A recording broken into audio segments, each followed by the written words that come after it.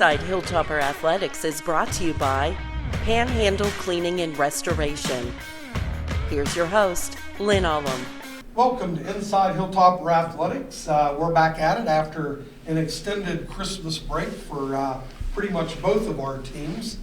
As always, we lead the segment off with head coach Kyle Cooper of the Toppers women's team. So, Coach, tell us, it's been many weeks since you've played a game.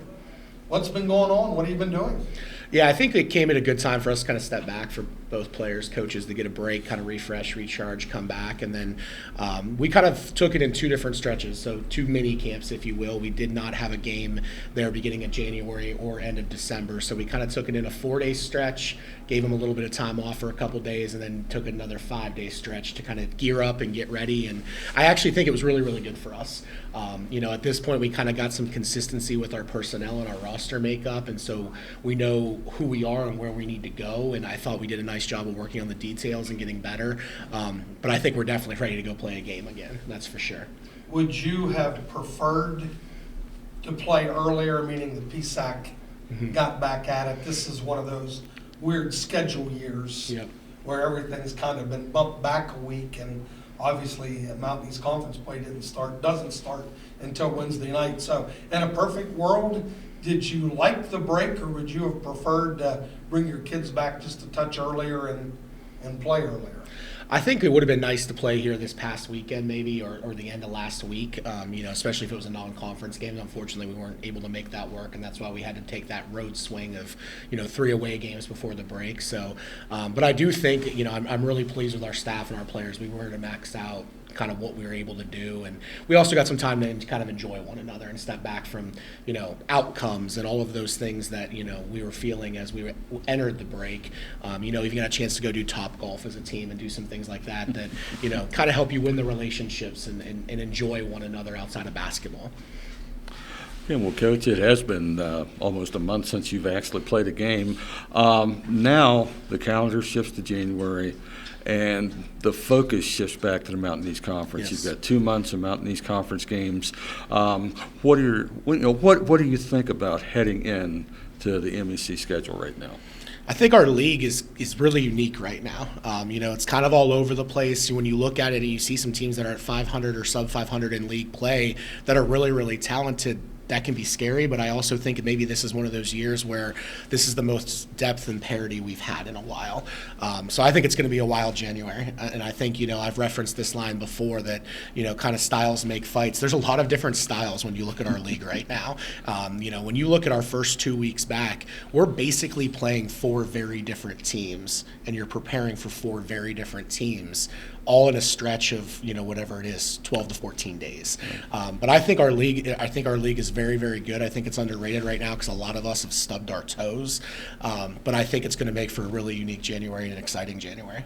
Well, just to dig down into that a little bit, 2 pretty tough tests right off the bat this week. Frostburg State, as we mentioned, coming in here Wednesday night, brings the leading scorer in the nation with them. And then Saturday afternoon, you guys go on the road to play a nicely ranked Fairmont State team.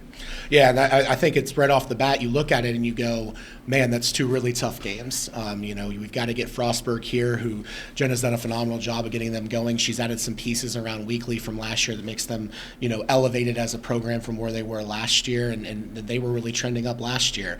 And then, you have to give Steph a ton of credit down at Fairmont. You've got a nationally ranked team. They might be even top 10 this week based on how the polls go.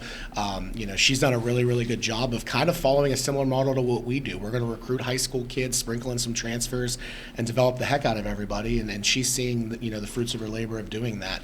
So it's going to be a very tough week for us. And like I referenced, 2 very different teams that we've got to be ready to put our best foot forward and take care of business, because as wild as it is, and as much as people look at outcomes and we'd like to be in a different place than we are holistically, it resets kind of 0-0 right now. And if we were to find a way to get and string some things together and go 2-0 this week, we're sitting there probably top 2 in the league, as crazy as that is when you look at how everything's played out in the last month and a half. Well, yeah, and just to build on that, because one of the things that kind of jumped out to me, I'm looking at the standings as we're doing game prep for Wednesday night. In the women's standings, MEC, there's 11 teams now. 4 of them have winning records. You're one of them. And, of course, as we referenced, you played 2 of the other ones this week. But you look further down the standings, you get a team like Glenville State that is below 500 in the league, but they're still getting enough respect nationally that they're pulling in top 25 votes. And, how does that speak, and again, like you referenced, to the strength of the conference overall and the reputation that the conference has nationally? Yeah, I think that just goes back to what we talked about on Media Day, and I referenced this. I think our league is really, really good. When you look at things and how things have shaked out from a record standpoint right now, obviously it's top heavy right now. PSAC, you sprinkle in 2 teams that only have a loss apiece from the CIAA when you look at the region. But when all this shakes out, it's going to be really, really interesting to see what our region looks like, because the dynamic of our league is so all over the place right now. Yeah, it's kind of been a weird year, and Don and I talked about this prior to coming on the air. You look at the league records, but it's so deceiving because although it's going to be January 10th when we play, which you're thinking, well, we started back the second week of November, the Christmas break when you're off for about a month. So we're not even far enough in that first round robin to really get a feel. And Don had brought up Glenville has a losing record in the league. Well, Gannon is 13-1 or 12-1. Top 5 in the country. And who beat them? Who beat them? Glenville. So it's just so hard at this point. So do you think, let's talk a little bit about one of the strengths we felt going into the season is you have a veteran team. Yeah. Do you think the kids that have been around for a while, 3, 4, 5 years, do you think they understand that there's still a ton of basketball left to play? Oh, 100%. 100%. I think that one of the things we tried to focus on in the first mini camp that we came back is kind of facing some truths, realizing where we are and where we have to get better, and a lot of it is in the details. And I think that they're 100% bought into that. And then you've got that next line that maybe you don't level with veteran play, if you will, but that next tier of leadership, they are bought in as well. Not concerned about any of those things. It's about us putting it together consistently.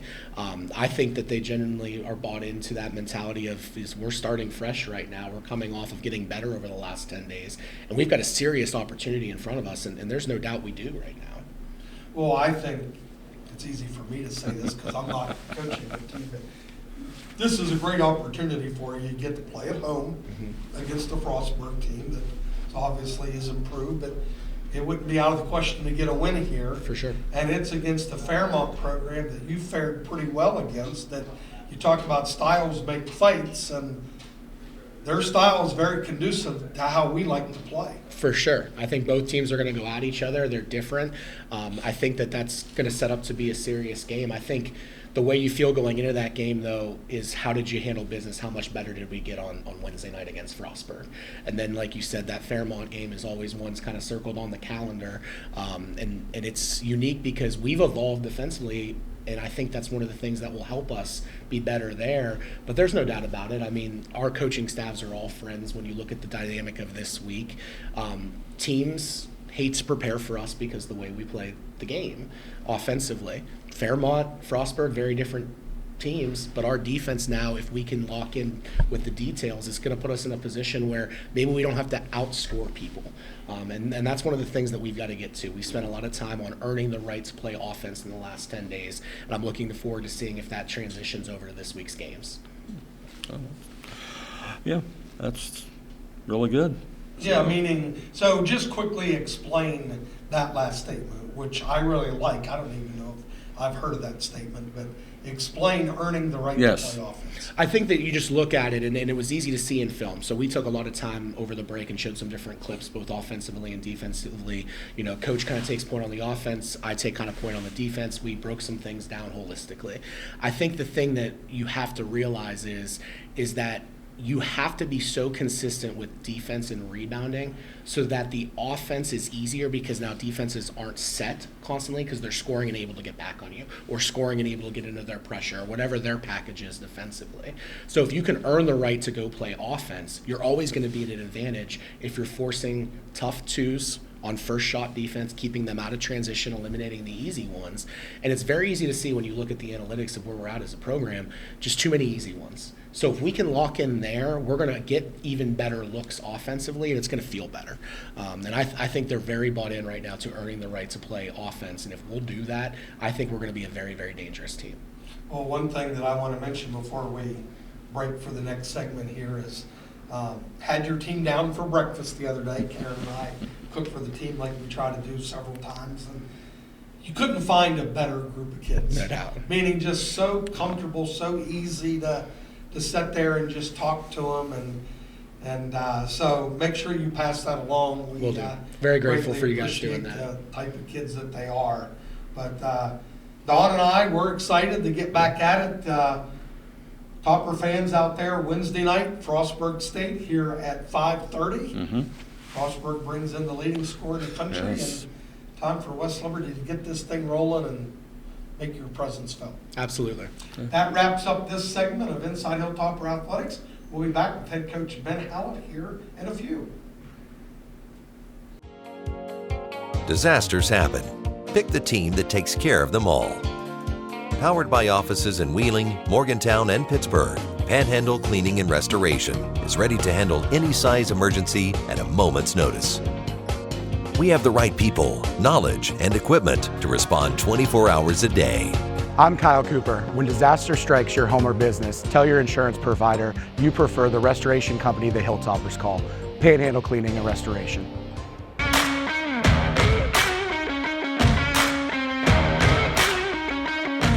Inside Hilltopper Athletics is brought to you by Panhandle Cleaning and Restoration. Here's your host, Lynn Ullum. Welcome back to Inside Hilltopper Athletics. We're now joined by head men's basketball coach Ben Hallett.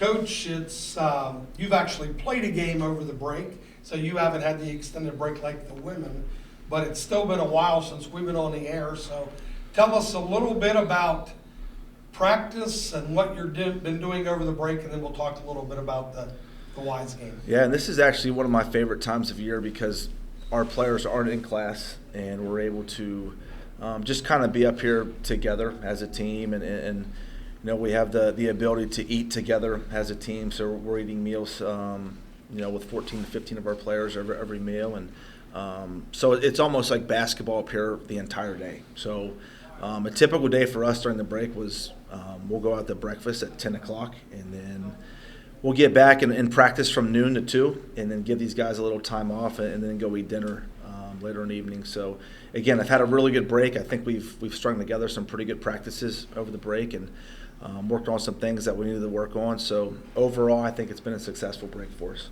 Let's talk a little bit about the Virginia Wise game, which you played there in late December. I believe that was on December 30th. Hard-fought game, first half, really, really close.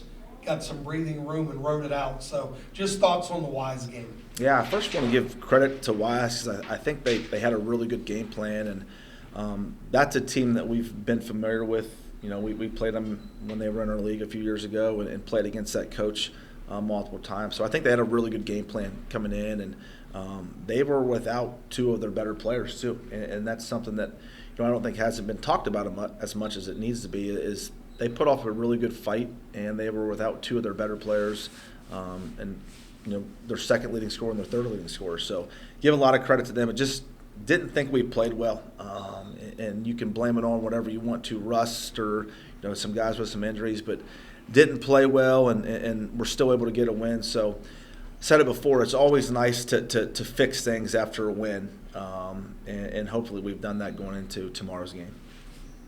Yeah, you actually ended up with 2 breaks. You had the Florida tournament, a little bit of break for Christmas, came back, played the Wise game. Now you've had a little bit of time since the Wise game. With those 2 different breaks and your preparation in there, did you take different approaches with those 2 breaks, or were you focusing on one particular thing the whole way? Yeah, so the first break, you know, coming after the Florida trip, it was a different type of a break for me.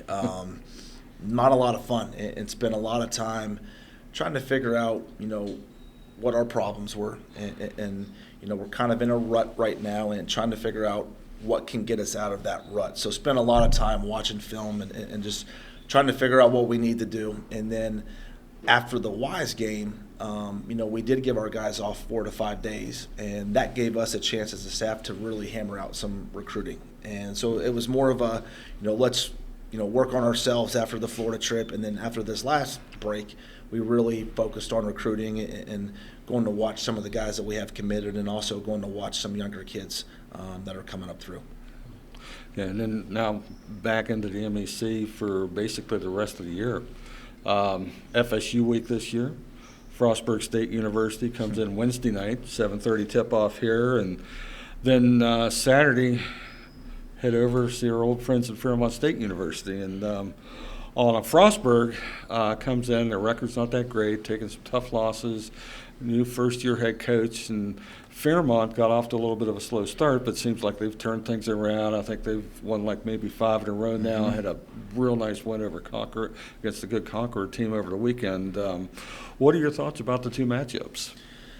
Well, tomorrow's matchup, like you said, probably not the record they want to be at right now. And we talked to our guys yesterday. This is probably Frostburg's national championship game. If they can come here and beat us, it will make their season. And kind of talk to John Corte and Ryan Respect. Like, if you think about last year's game at Wheeling, and kind of ask them, what was your thought on your season last year? They said, successful because we beat you guys. And that's kind of the MO we're going in with tomorrow's matchup, is we could make their season. And we're not the type of team that can just show up to a game and win right now. We have to do the things that make us special, and we know we're going to get Frostburg's best shot, and we need to play. Like, we need to get back in our routine of school play, school play. And that's something that we've talked about. We're back in our routine. We've got a home game with our students here. We need to play well, and honestly haven't thought about the matchup on Saturday. And we talked to our guys, don't look ahead. Don't look ahead. Like, the focus is Frostburg State. As soon as Frostburg State's over, win or lose, that's when we'll start looking at Fairmont State. Okay, and talking about the Mountain East Conference, and we went over this a little bit with Coach Cooper earlier, looking at the standings, where they're at right now. I think if you do the math, we're roughly a third of the way through the season, still have about 2/3 to go. And there's a lot of parity out there. I mean, you got us, Charleston, D&E all have one conference loss. Concord and Glenville sitting there with 2 losses. And you have teams like Fairmont and West Virginia State, they're still at 500. That's 7 of the 11 teams that can legitimately come into the second semester thinking, hey, we have a shot at this. Yeah. So you look at this parity, and do you remember back a few years ago when you were playing, did you feel like there was that kind of parity in the conference then, or has it been getting better as the years go along? I can't remember back to when I played, to be honest with you. I'm just so, ingrained to this team in this year. And I think you're right, though. There is a lot of parity. I think any team can beat any other team on any given night, and that's what makes it fun. We're kind of in, an unfamiliar territory right now, because maybe our record isn't what we wanted it to be right now. We're 9-3. We've got a conference loss, but Charleston's got a conference loss as well. They dropped 1 to Wheeling on the road, which on paper Charleston probably shouldn't have lost to Wheeling, and they did. So, again, it makes it fun, because if you're not ready to play, you're going to get beat. And I think that's a really good lesson for us tomorrow. Don't look at the records. Just worry about yourself and really focus on yourself. Okay. How hard was it, and not to bring up any negatives, which we don't like to talk, but we don't lose 2 in a row very often. You take the Florida trip and 2 hard-fought games, including a heartbreaker in the second one. How tough was it?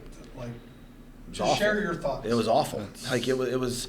Here's kind of my thoughts on the Florida trip. We could have easily have scheduled somebody to come in here, and we're probably going to beat. But I take a different approach in scheduling. I want to play good teams. I want to pair us up with good teams. And when we were talking to the director of this tournament, they said, these are the 2 teams we're going to pair you up with. And I said, great. That's who we want to play. And, the first game versus Dominican did not play well. And again, there's no excuse for it. It's on me. I didn't have our guys ready. We were lethargic. We didn't play with energy, and we got beat. And they're a good team. And the second game versus Angelo State, which is the marquee matchup for that tournament, I actually thought we played really well. And that's, sometimes when you play really well and you lose, people are thinking the sky's falling. We played really hard that game. And it's, after the game as a staff, when we were pouting and we were sitting in our hotel room, it was, that felt like an Elite Eight type of game. And that's how good of a team that Angelo State is. I think they're a top 10 team in the country right now. So again, looking back, is it terrible that we lost? Absolutely.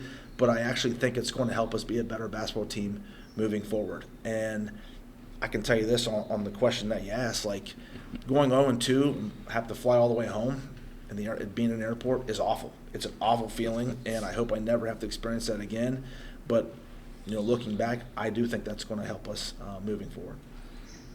In defense of the second game you dropped down there, it took almost a superhuman effort by that team to beat you. Meaning they didn't set an NCAA record that I'm aware of. No. But it had to be one of the top 5 shooting percentage games because of the volume of threes that they made. Don, do you even remember what it was? They were 16 of 25 from 3. That's 64% doing the math. Yes, so there's teams that have shot 64% before, but normally on 8 or 9 makes Exactly. not 16. And even with all that, you withstood that barrage from deep, and you were one defensive rebound with a chance to win the game. So if there is a silver lining to that, I'll throw you a bone and say there's your silver lining. Yeah, but I thought we played like the biggest thing for me is we can't control if we make or miss shots. Like we're not going to control. We're not trying to miss, but we can control how hard we play. And I thought we just played really hard. Like I thought everyone that entered the game for us, all 11 players, played as hard as they possibly could. And that to me was like I told the coaching staff, like we're going to find out a lot about our team during the Angelo State game. We're going to find out what we're made of, and we passed the test. I think we found out a lot about our team and a lot about some individual players. So I'm proud of them the way we played, but obviously we fell short, and hopefully, again, that'll help us moving forward. Well, that's going to wrap up this week's edition of Inside Hilltopper Athletics Basketball Edition. Coach, good luck. Big week. Let's get one at home. Let's go on the road, and we do this show next week. Let's try to bring 2 wins back. Sounds good to me. Thanks for having me on here. That wraps this week up. Don't forget Wednesday night home, Frostburg State, 7:30 tip-off. We'll see you next week. Disasters happen. Pick the team that takes care of them all.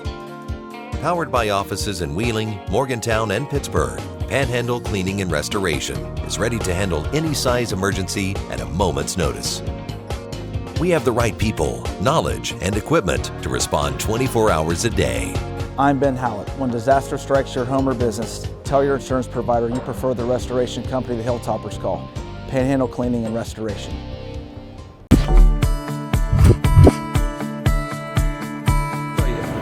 Hi everyone, my name is June Bronlick and I'm one of the students in the BA, BS to BSN program here at West Liberty University, and I'm going to show you what it's like to be a student here. So now we're heading off to evidence-based practice. What do you use for communication between you and your spa? I know you never call the doctor or anyone, right? So the BA, BS to BSN program is designed for students who have already obtained a bachelor's degree, whether that's in the arts or in the sciences, and they're looking to obtain another degree, specifically a bachelor's in nursing. The structure of the program is set up in a way that once you're admitted into the second degree program, you immediately go into what would be considered your junior year. So you're completing your junior year fall and spring with the traditional students. So what's going to make the second degree program different is that your senior year will start in that summer immediately following that junior spring semester, and it's going to be completed in the fall. So you'd be graduating in that December. So obtaining a second degree, a bachelor's degree in science of nursing within a year and a half. And now we're heading off to professional nursing. So let's look at this. It's the absence of the parasympathetic ganglion cells in the submucosa, okay, right below the mucous membranes. So to apply to the program, you're going to already need a bachelor's degree, whether that's in the arts or in the sciences, and there are going to be prerequisites that are required to the application process. You're going to need classes in chemistry, microbiology, anatomy, and physiology, along with a write-up describing why you want to apply specifically to this nursing program and what's drawing you to be a nurse.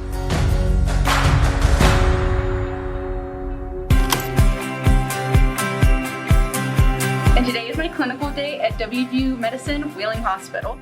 Clinical is set up in a way that you're going to go into the hospital on a weekly basis, and it's going to coincide with the rotation that you're doing and what you're learning in class, so then you're getting that hands-on experience.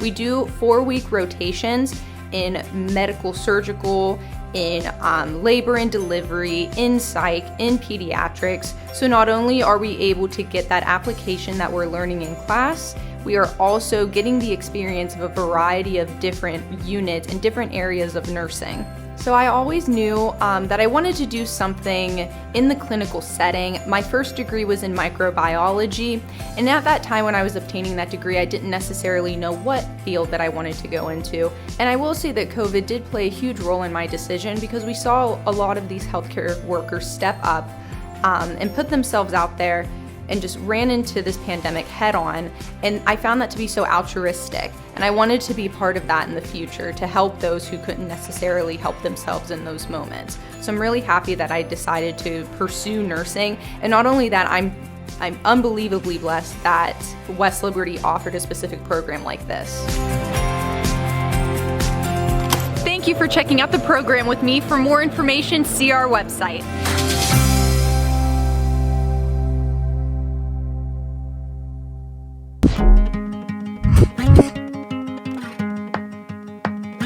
Hi, my name is Claire Kelly and I'm a microbiology major here at West Liberty, and I want to show you what it's like to be in this program. First off, we're going to head into biological chemistry with Dr. Schmidt. Now, in looking at the reaction that leads to the formation of this bond, we see that water is released. Does anyone know what kind of reaction this would be where water gets released? The microbiology program is a really interesting program that prepares you for a wide range of future career paths within the biological sciences. Outside of the required courses, there are really interesting electives that you get to choose from that you wouldn't really get the opportunity elsewhere. For example, I took a fluorescence microscopy course with Dr. Orzempa, where we had full access to a research-grade fluorescence microscope and assisted Dr. Orzempa on research he'd been working on. So I chose this major as microbiology was always a subject that I was really interested in school, and I wanted to learn more about it.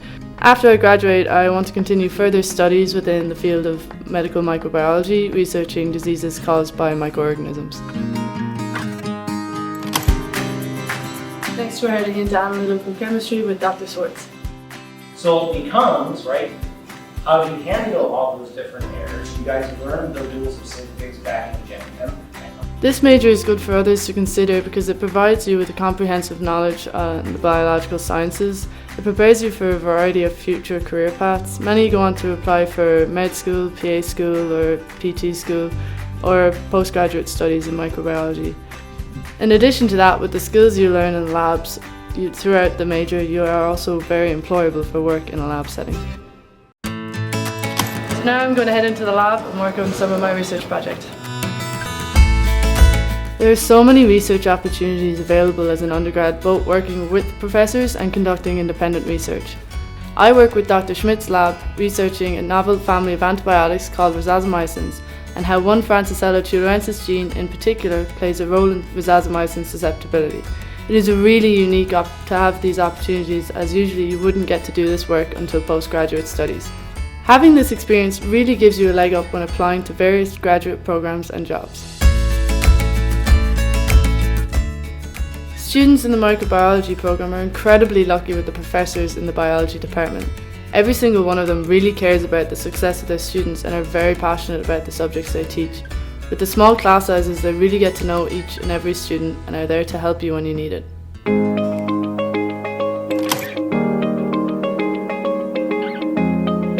I'm also on the women's soccer team here at West Lib, and now it's time for practice. Being a student athlete here at West Liberty has been an incredible experience. It definitely comes with its challenges of time management and juggling both college work and training, but there's a lot of support on both sides to make it work. Being a student athlete here means becoming part of the community, and being far away from home, as I'm from Ireland, is really important for me. West Liberty really has become a home away from home. Thanks for checking out the program with me today. For more information, look at our website.